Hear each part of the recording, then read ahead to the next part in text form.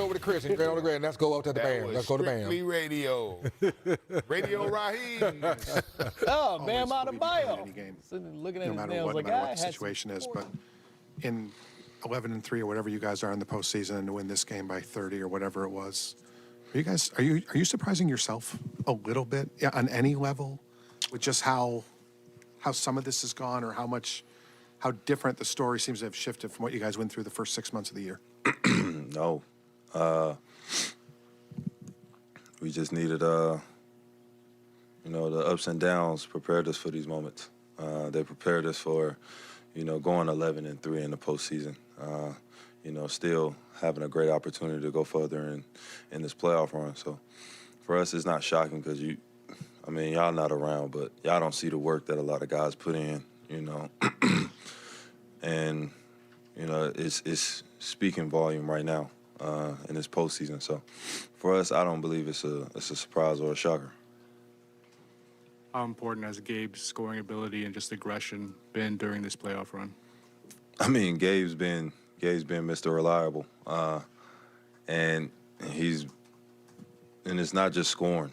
Y'all see the scoring, but I see him being in the right spots, making the right pass, communicating on defense, taking charges, and he's doing the little things, and then obviously he can score the basketball too. Hey, Bam.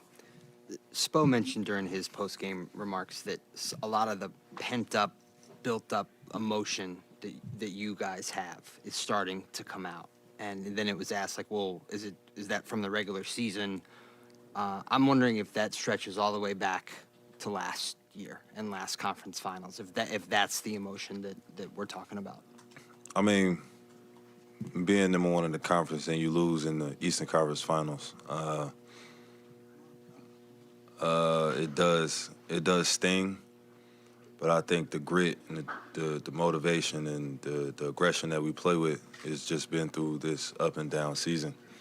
That experience has built us for these moments, and we'll all expressing ourselves throughout the playoffs. Spo said after last Eastern Conference Finals that there were some changes he wanted to make to the offense. And all year long, even though the shots weren't always falling, he said, you guys are building towards something. Now the offense is obviously clicking on an entirely different level, but what role has Spo played in building the offense up to this point? One thing about it, Spo always believed in all of us. I feel like that's the biggest thing. Day in, day out, he always fueled us. He always came in there with a positive mindset and, wanting us to win.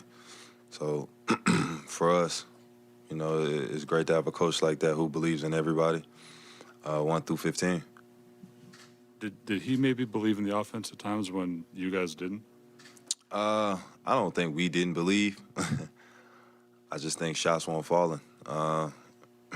So, sticking to the strip and, not veering away from that and being consistent day in, day out, shots going or not, staying the course and trying to be consistent. Bam, you mentioned a couple times in the last week that nobody's surprised by what you guys are doing. If somebody started following and watching your games in the last couple weeks or so since this postseason and said, well, what the hell happened? What would you tell them? Man, when you got guys with backs against the wall, almost out of the playoffs, lose the first playing game, then you win the second one, and then you just build off of that. We get in the playoffs, all right, let's start chipping away. And believing, believing in one another, believing that we can get a win, believing that we can beat, the number one team in the league. When belief is real, and we got a will to win. Bam, I know it didn't matter tonight because you didn't play the fourth, but I think early in the series, you've been holding players at 24% shooting, I think, in the fourth quarter this playoffs. I guess just what is it about, the fourth quarter defensively that things tighten down, and just what changes, compared to the rest of the game? I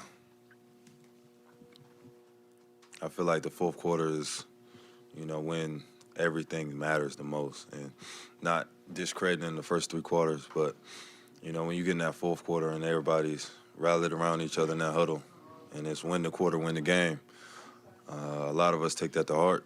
You know I do, especially. So for us, it's, you know, win the quarter, win the game, even if it's by half a point.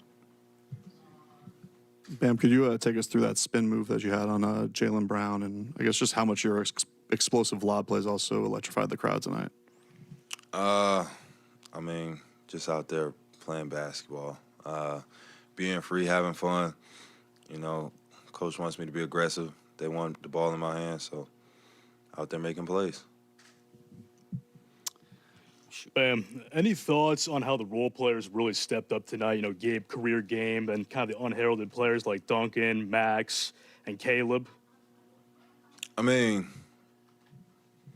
they're in the flow right now. They're finding out ways to score, getting easy baskets, seeing the ball go in, and behind the scenes, they're putting in all the work you can imagine.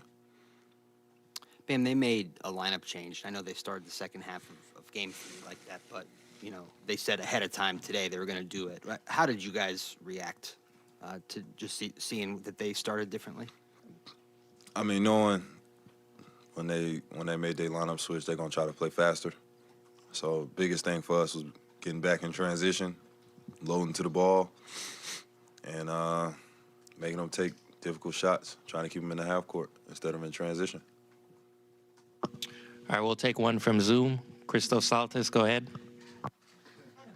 Hey, Bam, congrats on the win. Now, one win away from the NBA Finals.